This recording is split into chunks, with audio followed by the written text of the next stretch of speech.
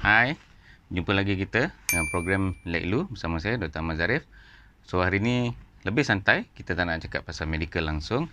Kita nak bercakap pasal idea bisnes untuk wanita. Sebab apa sekarang ni macam kita tahulah kan, COVID. So ramai orang hilang mata pencarian, tak ada pendapatan. And kita tengok sekarang ni pun ramai kaum wanita dia dah mula pandai untuk bergerak mendapatkan pendapatan lebih untuk keluarga, dia membantu suami dia kan. Okay, so beberapa idea lah yang kita boleh share dekat sini. Nak cakap pasal bisnes ni, saya bukanlah mahir sangat, bukanlah terror sangat, kita biasa-biasa je. Tapi insyaAllah apa yang kita boleh share, kita share lah.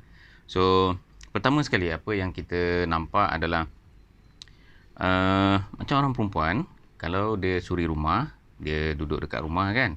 So cuba kita buka satu macam part time untuk mengasuh dan menjaga bayi atau kanak-kanak. Sebab kita kat rumah, kita tengah jaga anak, sambil tu kita jaga anak orang lain. So at the same time kita buat kita punya kerja, kita buat sekali side business. Itu pun boleh. So kita just buka iklan ke apa ke, and then kita terima. Okay.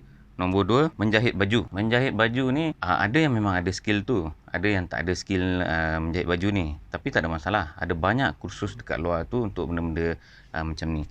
So ada yang percuma, ada yang community dia sediakan kursus atau kemahiran ni. Saya ingat dulu masa saya kecil, mak saya selalu pergi ke Jeperun. Dia pergi belajar menjahit, dia pergi belajar buat bakul lah, semua pakai rotan, pakai benda tu kan. Dia saja-saja. Sebab mak saya suruh rumah. So narik lah kat rumah ada dulang yang memang dia buat sendiri, pakai rotan. Lepas tu sampai sekarang kalau ada pakaian ke apa ke, kadang kita minta tolong mak, tolong. Alamak Datuk Koyak kan bagi. So kalau ada antara penonton kita yang buat benda ni, dia dah buat menjahit, nanti bagi tahu saya. Selalu je orang rumah saya marah, sini koyak, sana koyak, you ni pakai seluar macam mana kan. Okay, nanti saya hantar kat korang boleh. Okay, nombor 3, paling mudah lah bagi saya, tak ada cost zero cost is jadi dropship. Jadi dropship untuk produk. So ini kita tak keluar cost, tak keluar modal. So kita learn, kita belajar macam mana dia nak close deal, apa yang dia orang buat, and then mana yang sesuai dengan you. Sekarang banyak produk kat luar. So cari mana yang sesuai dengan jiwa kita, mana yang kita paling selesa dengan sistem syarikat tu, you buatlah, tak ada cost buat kan. Okay, ada orang nak beli, you pun dapat. You buka iklan dekat Facebook, dekat Lazada, Shopee, and then ada orang nak beli, HQ akan hantar, you dapat the commission pun. Okay, side income. Ada orang yang boleh buat sampai puluh ribu daripada benda tu, tak salah. Benda tu kalau halal, benda tu legal, buatlah kan. Okay, nombor 4, menjual makanan, kek dan kuih. Orang perempuan ni dia suka masak, tapi ada orang kata chef yang paling power orang lelaki. Allahualam, boleh debate. Okay, so kalau ada kemahiran memasak, buatlah. You buat lebih sikit, start jual. Makcik saya dia dekat Australia, dia ikut husband dia lah bekerja kat sana. So apa dia buat, sebab kita kampung Majlis Tanah Durian Daun kita ni dekat dengan Negeri Sembilan punya style, cara cakap, makanan dia. So makcik saya buat daging salai masak lemak, 2 minggu sekali dia buat. Tanya asal tak buat selalu, bagi orang teringat, dia kata. So lagi ramai orang order pun okey. So dia masak, dia beli lebih sikit, dia jual. Sekarang ni ramai orang share resepi. Belajarlah buat sampai yang kita rasa okey, paling sedap. Jangan rasa sendiri, bagi orang rasa dulu, bagi orang rasa. Dia kata oh yang ni yang paling okey. So setiap kali kita buat tu, you ada sukatan you, berapa you nak letak. You dah tahu okey, inilah resepi dia, so dia takkan berubah. Sebab kadang biasanya mak-mak kita ni dia masak main campak je. Campak je, dia punya campak tu dia dah tahu, pengalaman dia berpuluh tahun. Saya pun follow lah, main campak je, tak sedap kan. Pertanian, berkebun, saya ada tengok mak saya ada share, mak saya kot rasanya, dia ada share satu video seorang wanita ni, dia ada tinggalkan oleh husband dia. Tak tahu kenapa mak saya share kat saya tak ada pula husband. Tu dia tunjuk dia sangat sedih, dia susah.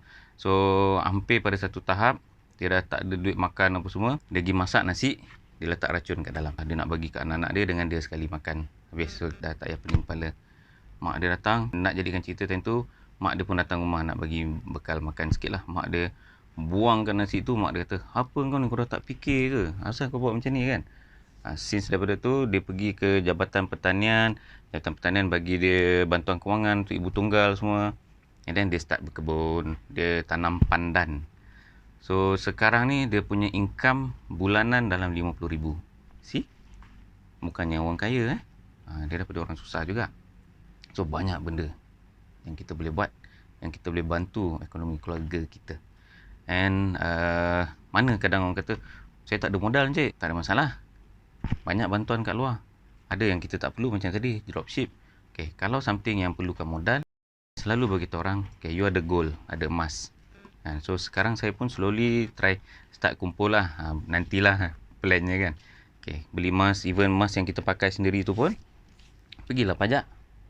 Pajak kan. Tapi bila kita nak pajak emas ni, bukan untuk beli kereta, motor, suka-suka hati macam tu, tak ada. Untuk kita buat duit, yes, boleh. Ini yang saya belajar dengan satu sifu saya, seorang doktor jugalah. So dia ajar, dia kata, beli emas dulu. Sebelum buat apa-apa, beli emas dulu. Guna emas tu, you pajakkan. You dapat duit, you jalankan bisnes, duit bisnes tu bayar balik. So sekarang ni, bisnes you jalan, emas dapat balik. Untung kan? Kalau kita sekadar buat loan, yang mungkin lepas tak lepas tu kita tak tahu lagi. Habis bayar loan, habis lah. Lepas tu, bisnes you insyaAllah jalan-jalan lah. Tapi sekarang ni, you guna emas you. And bila kita buat macam tu, you ada perasaan, kena buat betul-betul. Kena berjaya. Sebab you nak ambil balik emas you. Okay? So ada orang kata, saya tak ada ilmu nak berbisnes. Macam mana? Saya pun tak ada ilmu nak buat bisnes. Mak ayah saya bukan bisnes. Kan? But we learn along the way. Sebab kita akan start sikit. Yang penting adalah pengurusan kewangan. Duit tu kita kena simpan. Jangan joli. Dapat duit tu simpan terus dalam akaun. Simpan terus. Bila kita buat macam tu, bank pun nampak setiap hari atau setiap bulan atau setiap minggu duit ada masuk. Then dia akan kira tu sebagai income. Buka enterprise dulu. Enterprise buka baru berapa puluh ringgit. Boleh? Okay. So far itu saja saya punya sharing untuk hari ini. Harap-harap dapat beri manfaat. Harap-harap kita dapat meningkatkan ekonomi kita dan membantu Malaysia untuk tingkatkan ekonomi secara keseluruhan lah. Alright? Okay, itu saja buat masa ini. Saya bukan sifu bisnes, saya bukan apa. Cuma harap dapatlah beri sedikit sharing ni kepada semua orang. Okay? Like, share and comment. And kalau ada apa-apa, sesiapa yang nak share link untuk dia punya agent ke, dia punya dropship ke apa ke, share lah dalam komen ni, tak ada masalah. Supaya orang lain pun boleh nampak ada peluang dia dekat situ, pahala kita dapat. InsyaAllah. Alright, thank you. Jumpa lagi.